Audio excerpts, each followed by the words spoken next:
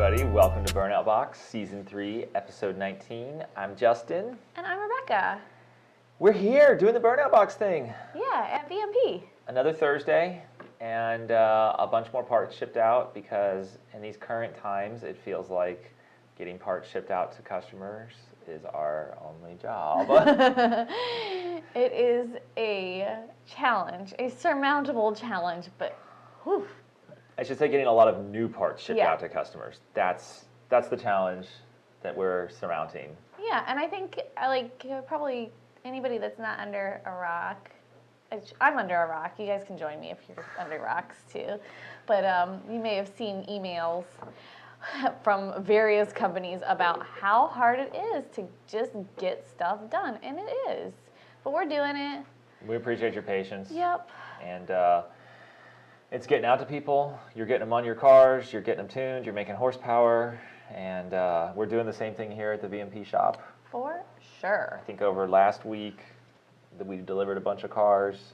Yeah. And a bunch of cars with Odins on them. Yeah, and trucks a bunch too. Of trucks, I should say, with Odins on them. So it turns out the F-150 people really like the Odin supercharger. Yeah. On their F-150s. Look out for those fast F-150s because they're out there. We should drop a link to Brad Miser's channel because he's been making lots of content about his F-150. Yeah, Backroads Driver on YouTube. So I think when you get the higher model F-150s, they have an all-wheel drive mode on the selector. So I don't know exactly how that works, but it sounds like fun. Very, very large GTR is what that feels like. A huge GTR. Yeah. A surprisingly huge high center of gravity, but the aluminum-bodied F-150s, even the four doors, are pretty friggin' light. You know, relative. Yeah. 5,100 pounds plus drivers and passengers. One driver, multiple passengers. Sorry. And I knew that you might make fun of me for saying there were multiple drivers, so I wanted to correct myself. I'm not even going to go there. I did all of my correcting earlier today. Okay. Yeah. Okay. Well, good. Yeah. Good. Good. We got some comments coming in here. Christian Brothers Restoration says, "Let's go. Love VMP." Thanks, Christian Brothers Restoration.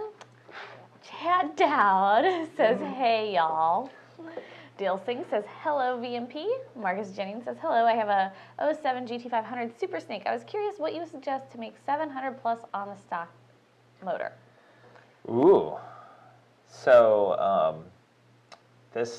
I wonder... We can do that. Yeah, we can do that. I wonder if you have the Super Snake with the TVS or with the Kenny Bell. Either way, there are upgrades available, additional tuning, boost, through smaller pulleys, bigger fuel injectors. That combination is safe to about 850 to 950 horsepower crank and about 750 to 800 wheel. So he came back with, "I already have your triple pass and an Innovators, West Innovations 10% lower. Neither are on the car yet." Sorry, I was trying to read how it got kind of broken up. And a JLT 123, no tuner as of yet, not sure which handheld to go with. So that's a really good question in the sense of, we offer a couple different handhelds, the SCT X4, the N-Gauge, and the new RTD from HP Tuners. They all have their benefits, pluses and minuses. I had not used an N-Gauge before driving Sting Mode's car. I used it, but I hadn't data logged with one. Yeah. I don't think you'd be unhappy with any of them, really. Any of them, yeah. Yeah. So, and Marcus is getting back to us that it's the Ford Racing TVS on special place in our hearts here. That's kind of where it all started out for me. And then one ended up on your car, and the rest is history. Yep. So definitely any tuning device you get from us, it's still going to have the VMP custom tunes, all of our support, data log review, fine-tuning adjustments, and everything. Sorry, drank a lot of carbonated beverage here. It is caffeinated, it's Diet Coke. And carbonated, yeah. Yeah, we'll get you taken care of tuning-wise. It sounds like he's made some great, he's put some great parts you've ordered. I'm trying to say this. You haven't put them on the car. He's ordered Purchased them. some great parts. Yes, thank you, Rebecca. And like I said, I think you'd be happy with any handheld that you choose to go with. Having used both both the Engage and I haven't had a chance to use the RDT yet, but having used the Engage and the X4, both are similarly easy to use, user-friendly. I do really like how the Engage, I use an X4 in my race car, but I really do like how the Engage integrates into the car really nicely. It does. You can mount it in an AC vent. Yep. And or in a gauge pod. Yep. The last thing I want to add for Marcus is that a throttle body, VMP Twin Jet 67 or 69, and one of our high flow elbows would go really well with that combination. Rounded out, you'd see some big power gains over what you have now, and it would make it a ton of fun. David Neal says, "Hey guys, hey." Hey David. Keon Cohen says, "Hey, how about how long can I expect to wait for the Odin supercharger? Because I'm looking to get things started on my new GT350. Sorry, guys, I'm a brand new reader." You look younger than you actually are, but you're not. I'm a slow learner. You're not that young. Either way, that you should just be learning to read. Well, late bloomer. Oh, so that's kind of a question near and dear to my heart and Rebecca's as well, and a big topic of discussion here at VMP. We have shipped out dozens of Odin superchargers. The head units and the parts kits are following this week and next. So it's like a train of parts. Magnuson is now building them as fast as we're selling them, and we could have one shipped out to you like in 2 weeks. And it would ship out of VMP, you'd get several boxes, it would all be, you'd get box 1, 2, and 3 with all the parts you need, and you could slap it on your car. Now, we don't offer tuning support for the GT350, but feel free to visit your local dyno tuner and get that dyno tuned. John Hartman says, "Hey team." Hey John. So I'm working on something for John. Yeah? He's doing some upgrades. I'm working on a couple different things for John, but he's finally going to the dark side.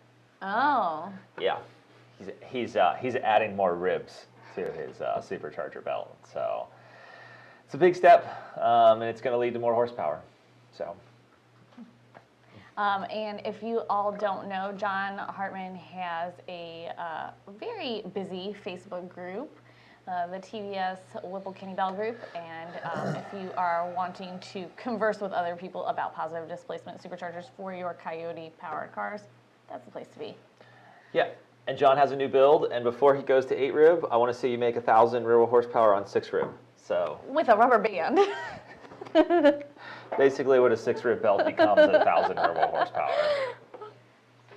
Brian Prasad, how is the Coyote Fox body? Any update? 800 horsepower. That thing moves out 9 seconds. Do you have any updates on that? I don't think I have any updates either. Yeah, sorry. Brett Leminger says, anything new coming forward for the 2020 GT500? Brett, I got some updates, and we are on the verge of having a lot of race cores available for the 2020. So that is extremely exciting to be able to satisfy the need. And they add horsepower, and they add cooler, and they keep the Tims cool. So it's just freaking awesome. And we're going to take it to the track, and I'm going to do race car things with my race car friends. Yes, on Friday, next Friday. Chad Dowd, I'm talking about you. And Mitchell Page, if you're watching, you too. Andrew Fattel says, I have a VMP Engage on my GT500 and I love it. Mike W has that tune dialed in. Thank you. And we will be sure to let Mike know that you are saying nice things about him too. Sinspot says, I've taken a 2014 GT500 engine down to the block and put forged internals, new L&M cams, ported intake from Brett. What brake and oil would you recommend, or do newer engines not need it? So who built your engine?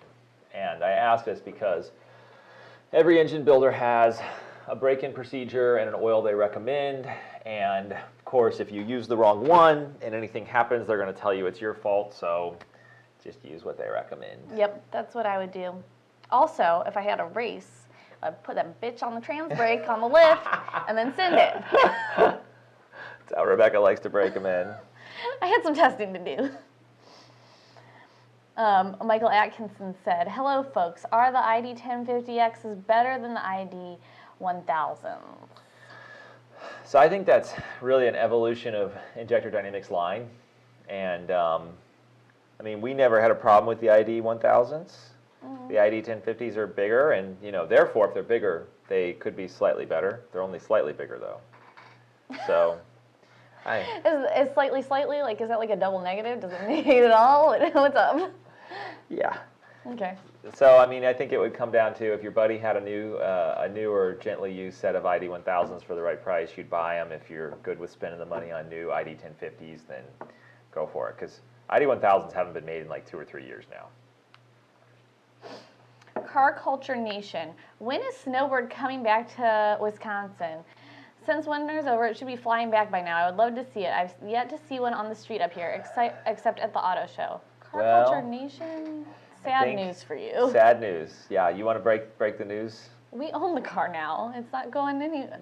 I don't plan on going back to Wisconsin, so therefore the car does not plan on going back to Wisconsin. And so Brett Lemminger from Joker's Performance was so gracious to make us an incredible deal on the car. By the way, thank you very much, Brett. Thank you. And now it is ours. I don't know that I've driven it since we actually owned it. Yeah.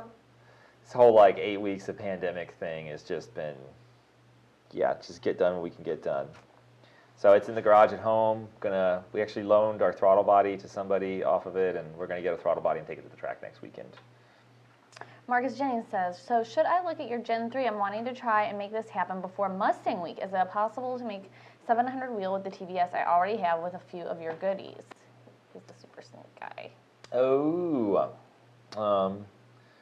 He's got our heat exchanger he was wondering about which handheld. So he's got the old JLT. Ford Racing TVS. So if you count the VMP Gen 1, Gen 2, Gen 2R, Gen 3, Gen 3R, your 2.3 TVS supercharger is now something like 4 or 5 generations behind current. The 700 wheel number will take like E85 or cams or like a bunch of stuff, whereas with a Gen 3 you can make that darn near on pump gas. If it's good quality pump gas, you can make it on pump gas. So, you've bought all those parts, but if you just want to sell the balancer and buy a Gen 3 and swap it on, then frickin', let's see you at Mustang Week and let's have a Gen 3 on that puppy. Oopsie. I went too far. John Hartman says, thanks for the shout out. No problem, John. You do a great job. Nom Nom Nom says, on the Mustang 6G forum, there's a thread discussion about Odin making less torque than the new Whipple. Is that generally true? I'll add the URL if you guys want to browse the thread.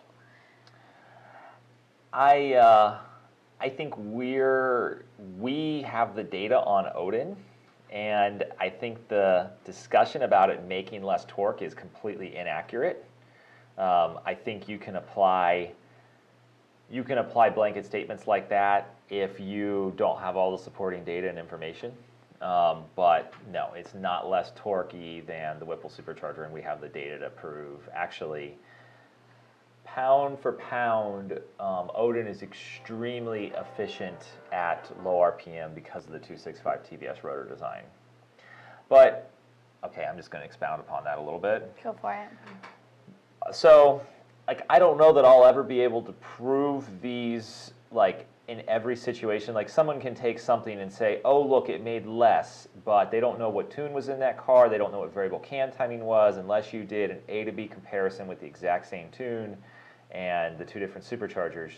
You would have to do that to possess that information beyond a shadow of a doubt, which, by the way, we've done, but to avoid drama, we generally don't talk about too much. What I do know is that our superchargers make a ton of torque, and relative, and horsepower. Yeah. And what I do know is how much torque it takes to do a 114 60 foot. And what I kind of want to sum this up with is that people can argue about that, but let's take how many people are doing a second gear leave with the 10R80 cars, and if torque's an issue, why are we leaving in second gear instead of first? I mean, let's just be logical here, people. Chad Dowd says he's watching. Hey, Chad. Sinspot says, I've been doing it all myself. I have to go back and, because now I don't remember, I'm sorry. Do you remember? Oh, so Sinspot is his own engine builder. Oh, okay, cool. Well, I could give Sinspot a little bit of my free advice. You can use some conventional to break it in and then just swap it out. I honestly, if you got your clearance is right and use conventional parts and everything like that, I honestly don't think it really matters a whole lot. Yeah. I know some of the break-in specific oils do smoke more because of the way they're made and how they get past the rings, so yeah. David Neal is talking about his build. It's game pistons, rings, pins, rod bolts are all on order. Thanks for help getting the race pack. Goes for the cage, paint, and motor installed. Then back to you guys in about a month to retune. Things are coming together. Thanks for all the help getting you to this point. Awesome. Awesome. We will be looking for your car. Marcus Jennings has one last question about his 07 Super Snake. What AFR gauge should I go with? Thanks again for your knowledge. Very important for those pre-2011 cars to have an AFR gauge. Really, we sell the AEM wideband on our website. I believe we sell the DynoJet. Anything out there works pretty good. I remember when I first got into cars and like having your own AFR gauge was like the holy grail, and they were like $1,500 and stuff. And that's not the case anymore. Very readily available. Larry Hayton says, I have an 18 Mustang GT with a Roush supercharger. What kind of numbers did you guys see with your tune on 91 octane? 91, I don't know. So on 91, that thing's about maxed out the way that it is right now. You're going to need one of our triple pass heat exchangers, some boosting to even see any power gains, and then you're going to be down significantly over a supercharger system with a better intercooler. Just kind of the way it is. Brett Leminger says he got a green 2020 GT500, wife approved. And he kept everybody guessing till the very, very end. You had a lot of fun with that, Brett, didn't you? Michael Peters says, I have a 16 Mustang GT with a Roush Phase 2 supercharger. What do you think the rear wheel horsepower might be? That's a good one, because I know that answer. I like the ones I know the answer to. Oh, good. Yeah. So about 570 to 620 wheel. They usually fall to the lower end unless the knock sensor is like adding in timing the whole friggin' pole. Car Culture Nation says that it's awesome that we got Brett's Project Snowboard. Oh, I cannot say this. Snowbird. Snowbird. Sometimes it's a mouthful. And glad to see that we are building it. Congrats. Thanks. Mike Moore says, hi, Rebecca and Justin. Just ordered an Odin yesterday. Can't wait to crush the haters. Awesome. Let us know what vehicle is going on. Thank you for your support, Mike. Keon Cohen says, I know that my GT350 has high revving motor, so honestly, which one of superchargers would best help me reach 800 real wheel horsepower safe and easily? So, Odin is a really good option because it's extremely low profile and should fit under the GT350 hood without any drop motor mounts or anything like that. Because we worked with Magnuson to make it extremely low profile to fit under the 18 up hood. Lethal Venom says, when do you get the Gen 3Rs in-house for the Terminators? And I assume you will do some videos of them on the dyno. Could you please do some polls on 93 octane? Not everyone has access to E85. Yeah, I think we can honor that request, Lethal Venom. We'll kind of show the low end and then the high end too. That'll be fun. Yep, for sure. Brandon Cormier says, F-150 has engine bay room for a Roush 2650. Make a space here to place one of your race intercoolers, so all the Mustang 2650s could be recycled for the trucks. You know, there's some people talking about doing that, and I think once you tackle that problem, the next problem is going to be the inlet and how there's no good way to get a larger throttle body on there without casting a whole new inlet. It just kind of spirals out of control. Kevin McKenna says, hey guys, can't wait to get that new Gen 3 to the track soon. You can't wait for you to see Yeah. what you run with it. I mean, it's crazy. He got that on his car, 2 or 3 months ago now, I think, when it was still cool in Florida. And with everything going on, hasn't quite made it to the track yet. Yep. Dorian Johnson says, hey guys. Hey Dorian, it's been a while since we've heard from you, I think.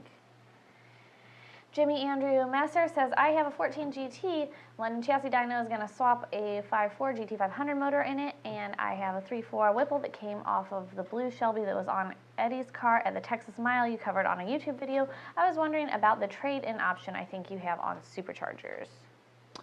Yeah, so that's awesome that you're going to have it over at London Chassis Dyno. Chad's a great guy. Chad will do good by you. Yeah, and so we take trade-ins on the older generation TVS superchargers when you purchase a Gen 3R from us, and that's kind of, it's kind of the deal. So if you've got an older generation TVS, you could trade it in towards a Gen 3R. Derek M., do I need a tune update to run boost tame for the occasional rip? 16 GT with the Gen 3 and free-flowing exhaust. Ooh. So that's a pretty easy one. If you just want a little bit of extra insurance, just pour a tiny bit of boostane in there. If you want to use like the recommended mix of like 1 can per tank, then get a tune update from us and realize the whole benefit. Arturo Trevino says, I finally proved my dad the shift forks on my 2018 are terrible. Any suggestions for MT82 built transmission? We sell the Caliber transmissions. That'd be our recommendation. For sure. Ariel Salinas is here and says, hey guys, any nice upcoming race events? Need a break from work already. Did you get that 2.4 pulley on, Ariel? And I know the feeling about needing a break from work. Man, I don't know what is next. What is next? I don't know. If you find something, let us know, and we'll definitely come eat with you. Yeah, we'll show up for the food. Yep, I'm ready for some tacos. And you know what, Dad, by the way, important piece of information for Ariel. The race that you wanted to attend, the TVS Shootout, is now going to be in Gateway. Gateway, yep. So I don't know if that's closer or farther from where you guys are coming. You guys are coming from so far away no matter what. Yeah. Jeff Scarlin says, a 1:14 second 60 foot. Yeah, I thought the clock was lying to me. But it wasn't. No, I backed it up. Backed it up with a 1:15. Nom Nom Nom says, agree, the forum was going off on VMP's first dyno video of Odin making 575 torque. And I'm just gonna, and Nom Nom Nom is waiting for the Odin to become carb legal. We're working on the carb legal version.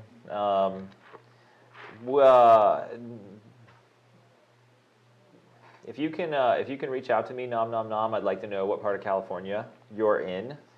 And that first video we did, I think we were just focusing on getting the horsepower numbers out there. I don't think that car was really tuned to make a whole lot of torque. So, and we run most of these 6R or 10R80 cars in 6th gear, which shows a little bit lower torque. So, sounds like people are splitting hairs, but I can take a look at it. Gcash81001 says, which one, Gen 3R or 2R for 11 GT Auto all stock? It's a tough decision. It is not. Oh, but it's easy for Rebecca. I have no chill. Well, so I know what you're going to recommend is a 3R. Of course. And while I say that I have no chill, it is a more efficient blower. It is. It's going to easily make 50 to 75 wheel more. And I mean, the Gen 2R, I guess, trying to balance the price point and everything else. So if you really have to have the lower price point, then Gen 2R kit is awesome. It is a great kit for a lower price point. So if that's what you need, go for it. If you want to party all the time, get the Gen 3R. Corey Pete, what's the difference between header sizes 1 3/4 versus 1 7/8? Can you explain? Go You ahead. had both on your car. Yeah, go ahead. I mean, you know, most of the aftermarket Coyote headers are 1 7/8. Does it make a difference? Probably not till like 1,000 rear wheel horsepower or something. Just it's a marketing mostly, and everybody wants a bigger exhaust. It must flow more. Marty Prater asks, at what point do you guys recommend going to a sleeved Coyote block? You know, you've got a sleeve Coyote block, Sure do. and I think it has its place, but man, I really like that latest generation GT350/GT500, like the Gen 2 5.2 liter block. I really like the idea of just freaking putting that in there and, you know, just sending it. Mike Moore, Odin is going on my 18 GT A10. Has all the suspension upgrades out there. Suncoast bolt, together converter, tuned by somebody else, but that'll change with Odin. Awesome, Mike. We are excited for you to get your blower and to be doing your tuning. Yeah, very excited. That's awesome. So I think this will be the last question we take, given that it's 2:05 and it's been busy for questions. Derek M says, thanks. We'll be putting in that order soon. Great, Derek. We'll look forward to that. And I shouldn't say it's not really a question, but a statement. That's So all right. thanks for watching, everybody, and we will see you next weekend. Yep. Next week. Next week. Make sure you like, share, and subscribe. Bye.